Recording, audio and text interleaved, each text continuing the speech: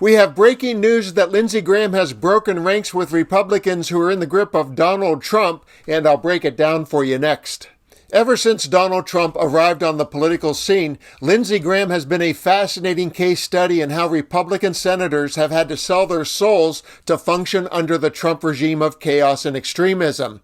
There have been days when Graham has found the courage to be intellectually honest, but for the most part, he's been on the spectrum between stooge and sycophant and has exhausted any credibility he had.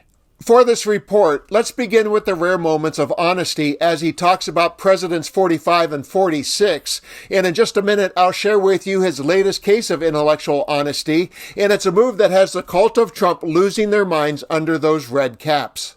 Joe Biden as a person, then it's probably you got a problem. You need to do some self-evaluation, because what's not to like? I called him after Bo died.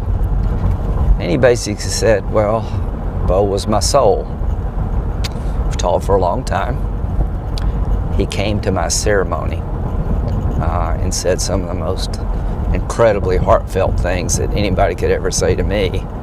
And he's the nicest person I think I've ever met in politics. He is as good a man as God ever created. I think he's been dealt a really gut blow. I think he focuses on what he's got to do, not what he lost. His heart's been ripped out, but he's going to make sure that the other members of his family is well taken care of. And he started talking about his grandkids. More worried about them than anything. We just talked about the future. Yeah. He started talking about the future of his family. 5% of our party that probably thinks Obama was born in Kenya, or at least wants to believe that. There are 25% of our party wants him to be a Muslim because they hate him so much. So there's a dark side of politics that Mr. Trump's appealing to. Demagoguing immigrants, he's not the first guy to do this, right? And he won't be the last, and there's always a market for it, but it's not sustainable. It will ruin our party. I'm just saying that the policies that Mr. Trump is proposing are demagoguery. His approach to describing illegal immigrants or hurting us with Hispanics, the way he attacks women is going to be a death blow to the future of our party.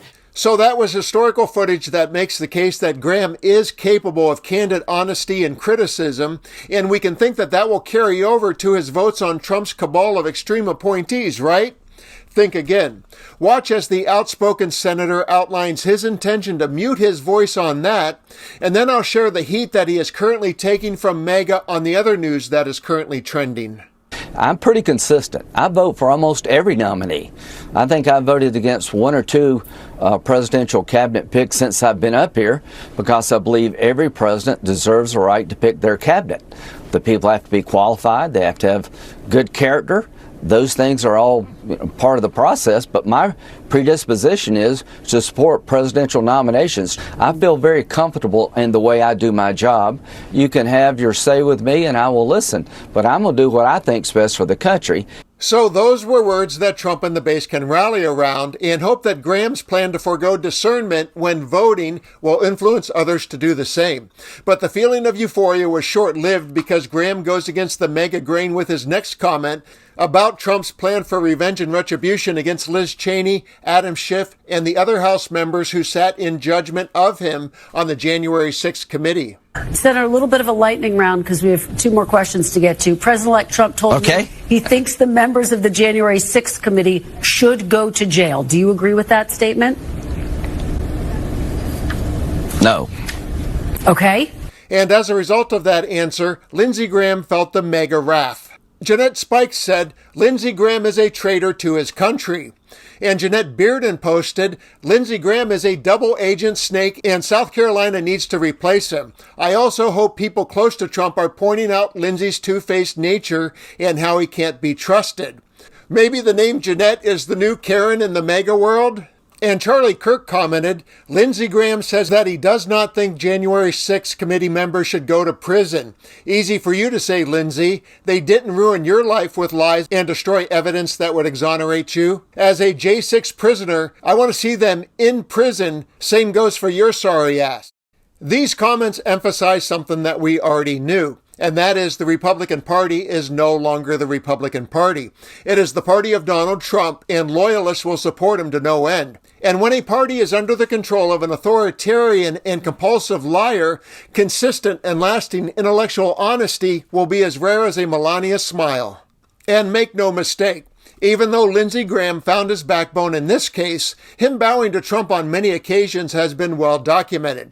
He is the poster child for the lack of integrity in Washington, D.C., and is firmly rooted in the swamp that Donald Trump originally ran on. How's that for irony? And in the interest of fair and balanced reporting, I'll close this video by giving Donald Trump the final word to describe what happened on January 6th, and he'll do so with tremendous intellectual honesty like the world has never seen before, believe me. The other day you called it a day of love. That sparked a lot of reaction, given that many police officers were attacked. Get him up! And there were mobs shouting, "Hang Mike Pence." Can you understand why many Americans would view it as a dark and tragic day in our history? A small group went down to the Capitol. Look at this vantage point, man. I tell you, there was a beauty to it and there was a love to it that I've never seen before. We're trying to hold the alphabet. We're trying to hold the alphabet down. There was a lot of violence. 1,200 people pled guilty or were convicted. Almost 600 were charged with assaulting police officers or rioting. That was a peaceful. So you're comfortable with a day of love?